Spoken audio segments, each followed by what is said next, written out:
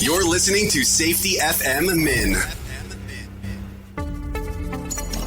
This episode of the broadcast and the podcast is brought to you by Safety Focus Moments.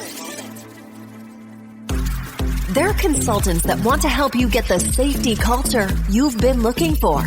For more information, go to safetyfocusmoment.com. Hello and welcome to another episode of Safety FM Mini. This is Jay Allen. Today is Friday, June the 6th of 2025. Yep. That's what's going on. Yeah, we're so close to the summer, depending on how you look at that summer aspect, of course, of things.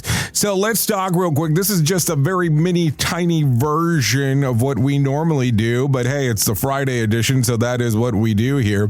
So I just want to jump in real quick and mention something, because we tend to forget sometimes that we need to make time for other things besides work. Work is important, don't get me wrong. But also focusing on things outside of work is things that you should schedule time to do as well. Sometimes we forget that we're so busy that we're not scheduling having a life. We're just too busy scheduling doing work. Think about that today, because it might take you places that you did not expect. I have been your safety manager and host, Jay Allen, and until next time, be safe.